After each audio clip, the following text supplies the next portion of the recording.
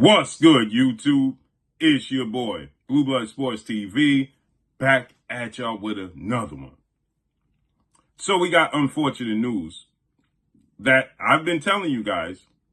I told you guys this, and now the proof is being revealed. Is that Matchroom CEO and promoter Eddie Hearn, the moment he signed undefeated IBF welterweight world champion, superstar boxer, the phenom as I refer to him as, in Jaron Boots Ennis, who is now 33 wins, no loss, no draw, 29 wins by way of knockout, 27 years of age, 5'10" with a 74-inch arm reach.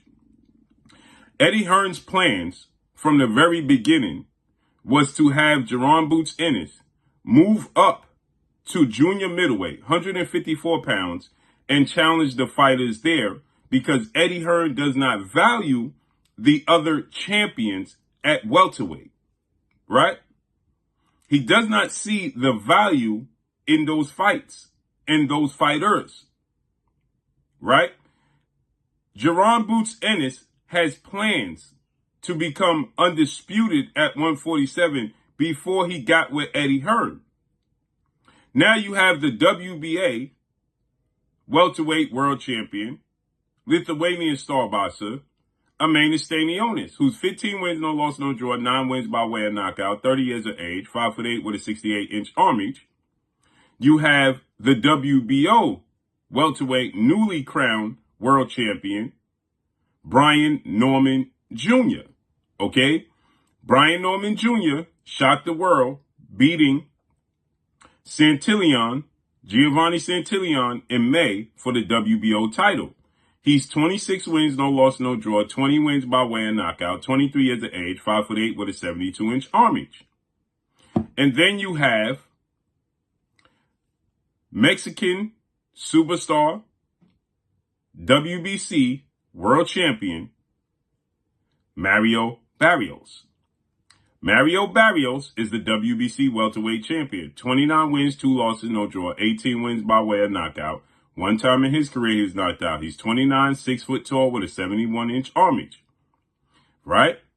This all came about because of what? One Terrence Bud Crawford, who was the undisputed welterweight champion, and Boots Ennis was the IBF mandatory challenger. But Terrence Crawford got stripped once he beat Errol Spence July 2023. There's a lot of potential and hype surrounding Jaron Boots Ennis. Right? But Terrence Crawford was supposed to have a rematch clause with Errol Spence. He then moved up to 154. Vacated the belts. Boots Ennis was elevated to the IBF champion. Mario Barrios was elevated to the WBC champion. Ennis was elevated to the WBA champion. And Brian Norman fought Giovanni Santillan for the vacant WBO title. The plan for Eddie Hearn from that moment forward to invest money in Jaron Boots Ennis in homecoming fights to bring up his name, build up his stock in Philadelphia, then move him up to 154 with bigger names that he has more control over. Right? And that was his plan all along, but Boots Ennis' plan was to fight and become undisputed, as I told you guys. And so now we had this debacle situation with Brian Norman Jr., who was the only person that answered the bell from the offers. Now, here's what's important to understand, is that they kicked the tires on the other champions just to be able to tell Jaron Boots Ennis, we did our due diligence. We reached out to the other champions.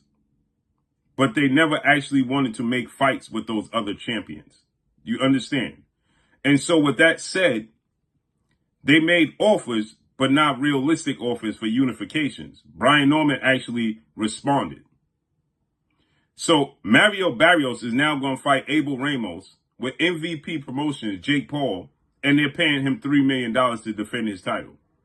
They was trying to pay Brian Norman Jr. $750,000. That's what they started. They got to 1.7 to come to Philadelphia to defend his titles in his first title defense in a unification. Not realistic. Okay? And Ennis said that they made a joke of an offer because they never made plans to make an offer. And shouts out to Greg Hackett, right? Greg Hackett, Boxing TV. You can check this interview in its totality. He did an interview with Brian Norman Sr. and with Rachel Donaire and with YSM Sports.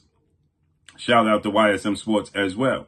And Rachel Donaire broke down that the International Boxing Federation, better known as the IBF, never was going to allow Boots to unify the belts with Brian Norman Jr. because Eddie Hearn never paid them the $20,000 to be able to allow that. And then he passed the deadline that they wasn't going to give an extension for, and Karen Chugajin was going to automatically be awarded his opportunity, regardless of what money was offered to Brian Norman. They wasn't going to allow it, or Boots was going to be stripped. And then you have a situation with Mario Barrios. They made an offer, $2 million. He got $3 million to fight Abel Ramos. Eddie Hearn never made serious offers because he didn't want to make these fights. And now let's listen to what Rachel Donaire had to say right here. Shouts out to Greg Hackett Boxing. When I sat down with Daryl Peoples, the president of the IBF, he clearly told me that the only way he would have, Boots was going to be able to fight Brian Norman was if he put in a $20,000 non-refundable exception to the mandatory. Okay? This is in the rule book. You guys can all look this up. So July 30th is when the mandatory was called, and they had 30 days to negotiate with Karen. August 14th, around that time, mid-August, is when they started reaching out to Norman's team, as far as I understand. Here's the problem. Once Karen went over to the IBF and said there's no communication, we demand an immediate purse bid. August 19th, the purse bid set. It is also in the IBF rules, and Daryl Peoples agreed to it and said, yes, you are correct. Once the date of the IBF is set, you cannot go for a unification bout. It will be denied. So what I'm saying in really layman's terms is if there was a